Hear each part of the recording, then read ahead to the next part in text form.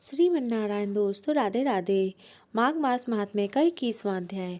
लोमस जी कहने लगे कि पूर्व काल में अवंती देश में वीरसेन नाम के राजा था। उसने नर्मदा किनारे राजसूय यज्ञ किया और अश्वमेध यज्ञ भी किया। सोने के खंभे बनवाए, ब्राह्मणों को अन्न का बहुत सा दान दिया और बहुत सी गाय, सुंदर वस्त्र और सोने के आभूषण दान दिए। वह देवताओं का भक्त और दान करने वाला था। भद्रक नाम का एक ब्राह्मण, जो अत्यंत मूर्ख, कलहीन और कृषि कार्य करने वाला, दुराचारी तथा अधर्मी था, वह भाई बंधुओं का त्याग करता हुआ इधर उधर घूमता हुआ देव यात्रियों के साथ प्रयाग में आया और माघ में उसके साथ 3 दिन तक स्नान किया।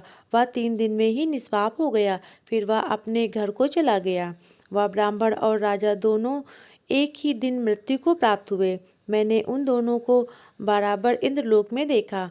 तेज, रूप, बल, स्त्री, वस्त्र और आभूषणों को दोनों समान थे। ऐसा देखकर उसके महात्म्य को क्या कहा जाए। राजसूय यज्ञ करने वाला स्वर्ग का सुख भोगकर फिर जन्म लेता, परंतु संगम में स्नान करने वाला जन्म मरण से रहित हो जाता है। गंगा और यमुना के संगम में हवा स्पर्श से ही बहुत सुख और दुख को नष्ट हो जाते हैं।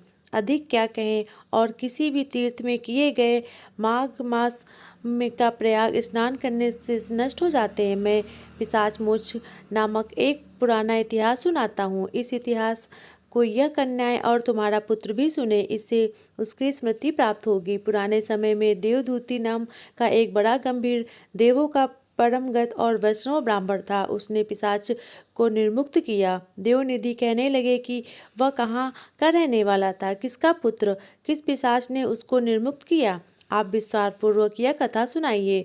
लोमस ऋषि ने कहा, किल्पग्न से निकली हुई सुंदर सरस्वती के किनारे पर उसका स्थान था। जंगल के बीच में पुष्प जल वाली सरस्वती बहती थी। वन में अनेक प्रकार के पशु भी विचरते थे।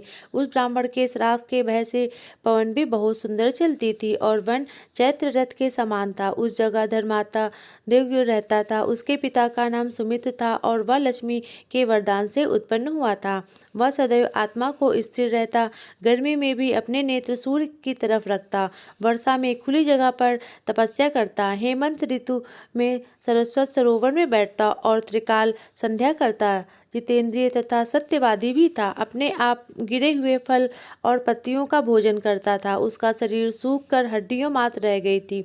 इस प्रकार उसको तप करते हुए वहां पर हजारों वर्ष बीत गए। तप के प्रभाव से उसका शरीर अग्नि के समान प्रज्वलित था। विष्णु की प्रसन्नता से ही वह सब कर्म करता। दधीच ऋषि के वरदान से ही वह श्रेष्ठ वैष्णव हुआ। एक समय उस ब्राह्मण ने वैशाख महीने की एकादशी को हरि का पूजन कर उसकी सुंदर स्तुति तथा विनती करी।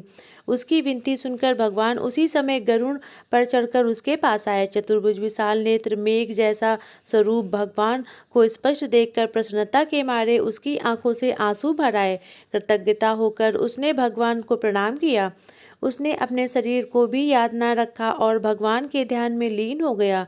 तब भगवान ने कहा कि हे देवदूति, मैं जानता हूँ कि तुम मेरे परम भक्त हो। मैं तुम्हारा अति प्रसन्न हूँ। तुम वर मांगो। इस प्रकार भगवान के वचन सुनकर प्रेम के मारे लड़खड़ाती हुई वाणी से कहने लगा कि हे देवाधिदेव, अपनी माया से शरीर धारण करने वाले आपका दर्शन देवताओं को भी दुर्लभ है। आप अपना दर्शन हो गया, मुझको और क्या चाहिए। मैं सदैव आपकी भक्ति में लगा रहूंगा। भगवान इसके वचन सुनकर कहने लगे कि ऐसा ही होगा।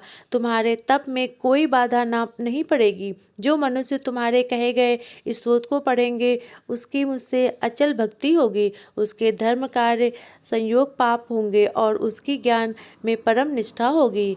माघ मास महात्म्य का 21वां अध्याय समाप्त। प्रेम से बोलो जय जय श्री राधे।